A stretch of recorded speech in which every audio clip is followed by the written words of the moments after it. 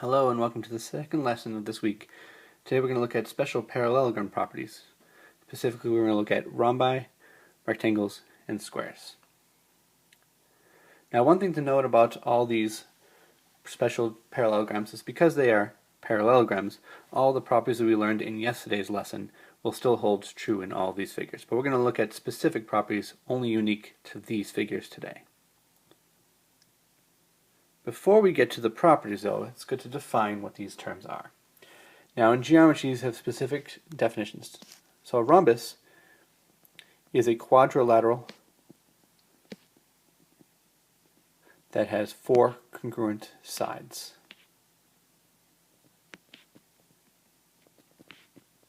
All the sides of the four-sided figure are going to be the same length. That's what the definition of a rhombus is. So here's an example of a rhombus.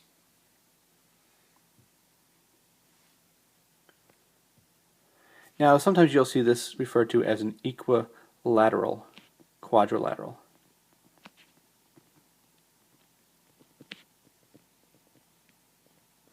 So it's good to point that out. Equilateral quadrilateral. Now a rectangle, by definition, is a quadrilateral with four congruent angles. Now let me spell quadrilateral correctly. Okay, it's quadrilateral with four congruent angles.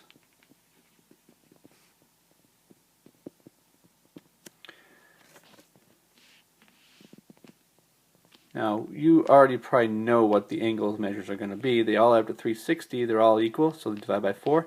They all must be 90 degrees. So you're used to drawing probably rectangles with the right angles in each corner of each vertex. Okay? But technically, they're each congruent in the definition. All the angles are congruent.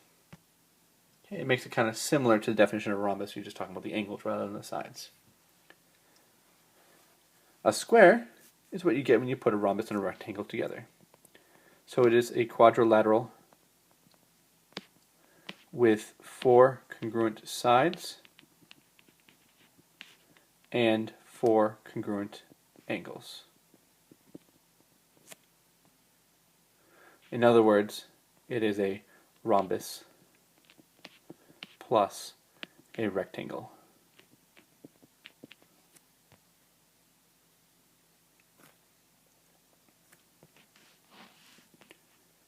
Okay, so being a rectangle has four equal angles, being a rhombus has four equal sides, so that would be a square.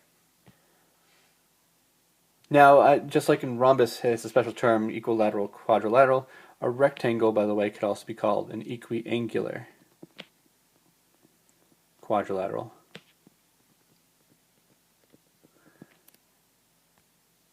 And a square, because all sides and all angles are equal, we have a term for that, which you've kind of already seen before. A regular quadrilateral.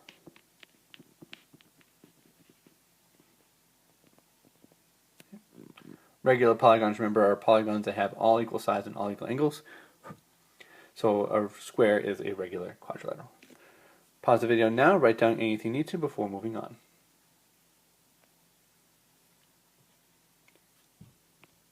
Okay. Now the properties that we're going to look at for all these figures are all going to be on the diagonals of these figures, because the diagonals are really where the properties are different than just a parallelogram in general, and how they're different from each other. For a rectangle, you might be able to see this if you draw an exaggerated rectangle, the diagonals don't only just bisect each other like they do in any kind of a parallelogram, but they're all actually going to be the same length. Okay, so if you have a rectangle, and you have the diagonals drawn, you can put the length of each side on all parts of the diagonal. So if they're all 4, that's what it looks like. They're all 4, 4, 4, 4. So for instance, this is number 1. All these parts are going to be equal because you have 4 right angles in the figure. So 7's here, here, here, and here, which means x is 7. Pretty easy. Now number 2, you'll notice that because there's right angles, and diagonals create triangles in the figure, you might actually be able to apply the Pythagorean theorem. Okay, and you will be able to do that a lot in rectangles, rhombi, and squares. So you just have to make sure all sides of the rectangle are accounted for. So we're going to apply the diagonal property of a rectangle, saying that all parts are equal, to say that these two parts are also going to be x. Now notice in this case you have to be a little careful, because technically we have side lengths of 24 and 10 for the legs, and a side length of 2x in that triangle. So when we plug into the Pythagorean theorem, we're going to do 10 squared plus 24 squared equals, in parentheses, 2x squared. Because you have to square the entire side. Okay, so let's do this out. 100 plus 576 is equal to 4x squared, because you have to square the 2 and the x. Add the 100 and 576. 676 equals 4x squared. Get the x squared by itself, divide both sides by 4. You get 169 is equal to x squared. And in this case, luckily, we end up getting a perfect square, because 169 is a perfect square, and the square root of it is 13. So side length is 13. X is 13. Now technically that means that the whole diagonal there is going to be 26, because you have 13 and 13 makes 26, but we're just looking for the value of x here. Alright, number 3. In this one, the word problem, you're going to have to draw a picture. Now this is talking about the diagonal of a rectangle, so I'm going to draw a rectangle with one diagonal drawn. And I'm going to, there's right angles in all the corners of rectangles, but I'm going to worry about the right angle down here, because I notice it's a right triangle, and I might be applying the Pythagorean theorem. Okay.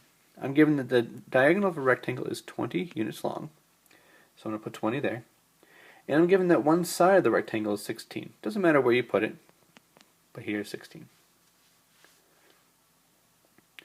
Now it's asking me to find the perimeter of the rectangle, which means I have to know all the side lengths and add them all up together. Now because it's a special parallelogram, we're going to apply the property from yesterday that opposite sides are going to be equal, so this is going to be 16, which means these two sides are not necessarily going to be the same length, so they're going to be the x and the x. Now if I zoom in on this right triangle, I can solve for that x length. So I have x squared plus 16 squared equals 20 squared. Gives me x squared plus 256 equals 400. X squared subtracted 256 gives me equals to 144. Therefore, take the square root of both sides, you get x equals 12. Now I can find the perimeter. The perimeter is just adding all the side lengths. So we have 16 plus the 16 plus the 12 plus the 12. Which gives me a total of 56 units.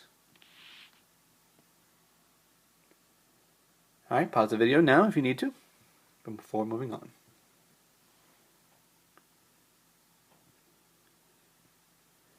Now let's look at the diagonal properties of a rhombus, of all rhombi.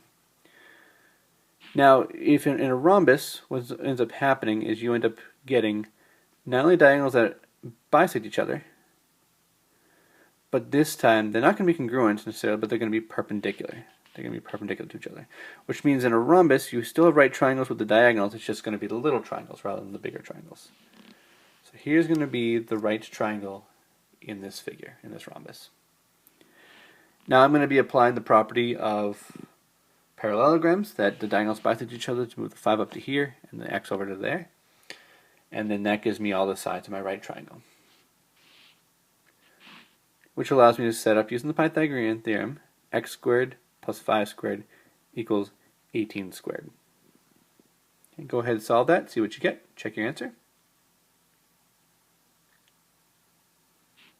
Alright, so x squared plus 25 should be equal to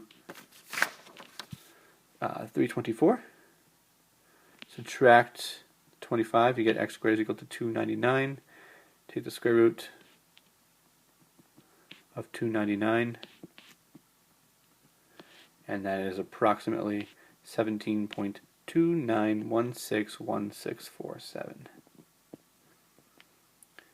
Now I didn't specify how to round, and I actually did not specify in the homework as well tonight how to round. So let's just do hundredth for all of these problems, just to keep it consistent. If it doesn't say any kind of rounding, round to the nearest hundredth. Alright, now looking at number 5. We again have a rhombus, so the diagonals will be perpendicular, but this time we're dealing with the angles. Angle 1 is 4x, angle 2 is 6x. Now in a triangle, all the angles add up to 180 degrees. So what I'm going to do is I'm going to add up all the angles equal to 180 degrees. So the 4x, which is angle 1, plus angle 2, which is 6x, plus the 90 equals 180. Let's solve that for x. 10x plus 90 is equal to 180. Subtract the 90. 10x equals 90. Divide by 10. X equals 9. Now you may have noticed, because this is a right angle, they all add to 180, which means that angle 1 and angle 2 must add to 90 degrees as well. So you could have technically just set up the equation 4x plus 6x equals 90 and solve it from there to get 10x equals 90, x equals 9. That's allowable. Okay. So whichever way you choose to do, add all the angles up to 180, you have to include the 90 degrees, or just these two angles add up to 90. Alright, let's look at a word problem. So we have two diagonals of a rhombus are 8 units and 10 units. So I'm going to draw a rhombus as best as I can. All the sides are equal. And then I'm going to draw on the diagonals, so it should create the right triangles here. Now I'm given the length of the entire diagonals, which are 8 units and 10 units. So I have to be careful about this when I label the diagram. Okay? Because the diagonals bisect each other in a parallelogram, it's going to apply in a rhombus as well, which means if this entire diagonal is 8 units, it must be split into 4 and 4. If the other diagonal is 10 units, it's going to be split into 5 and 5. And this problem is asking us to solve for one of the length of the sides. So I'm going to put x on a side. Now I have a right triangle here with the side lengths 4, 5, and the hypotenuse of x. So I'm going to write, using the Pythagorean theorem, 4 squared plus 5 squared equals x squared. Okay, and solving that, 16 plus 25 is equal to x squared. That gives me 41 is equal to x squared. Take the square root of both sides. I get approximately 6.403124,237. So that means one side of the rhombus to the nearest tenth is going to be 6.4 units. Pause the video now, write down anything you need to before moving on.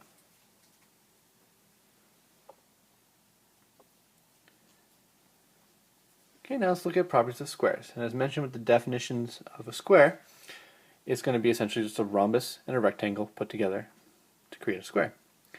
So the diagonal properties are going to be taking the diagonal properties of a rhombus, which are perpendicular, and a square means they're going to be congruent.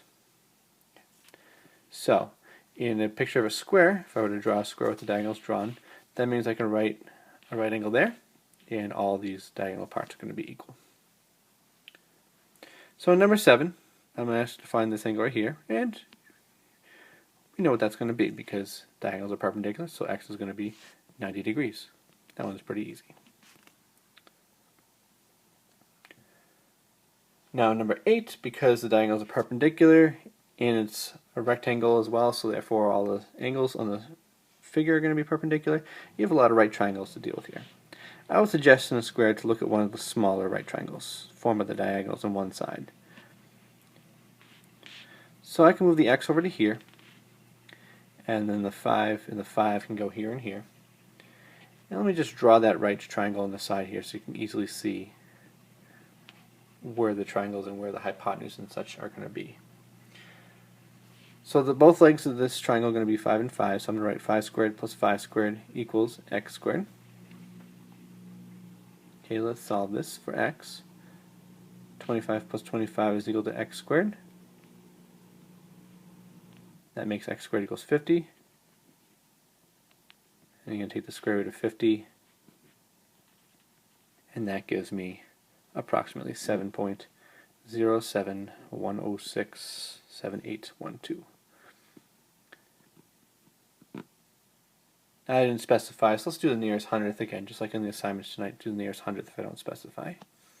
So 7.07 is going to be the answer to the nearest hundredth. Now number 9 is another word problem, this time dealing with squares. Okay, I'm given one of the diagonals is 14 units long, so I'm going to draw a square and draw one of the diagonals in, just one of them. And I'm going to label it as 14. The question is, what is the length of each side rounded to the nearest hundredth? So I'm going to look at this right triangle that's formed by one diagonal, and I'm going to put x on each side because in a square all the sides are going to be equal. Using the Pythagorean theorem, I get the equation x squared plus x squared is equal to 14 squared. Okay, let's solve that. So we have 2x squareds, therefore it's going to be equal to 196. Divide both sides by 2. I get x squared is equal to 98. And take the square root to get 9.89949497. Now it says nearest hundredth, so we're going to round to the two places after the decimal. That 9 will actually make the 89 into a 90, so each side is going to be 9.90 units. Remember, if it says nearest hundredth and you round it up, it becomes a 0. Make sure you include that 0. Don't forget to do that. 9.90. Pause the video, write down anything you need to before we sum up the lesson.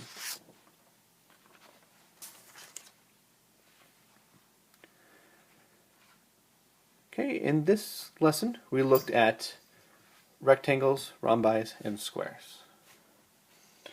And in a rectangle, we saw that the diagonals are congruent, meaning that we have all these four parts of the diagonals are going to be the same. Also in rectangles, we have right triangles, and those right triangles are formed with two sides and one diagonal, because the right angles are going to be between each side. Okay? So you can use those in the Pythagorean theorem to solve for x. In a rhombus, we saw the diagonal property is that they are perpendicular. And because it's a parallelogram, special parallelogram, that means the diagonals bisect each other, so each part are split in half from where they intersect. And we also have right triangles in a rhombus, except it's going to be formed by two diagonals on one side. So you could apply the Pythagorean theorem in a rhombus as well. And a square was just a combination of all these properties together. So all sides are equal, all diagonals are equal, all diagonals are perpendicular. Okay, so you can have a lot of right triangles. You have the little right triangles here because it's a rhombus, and you have big right triangles such as here because it is a rectangle. Alright, write down anything you need to, and thank you for watching this lesson. Raise your hand now and get the assignment to work on.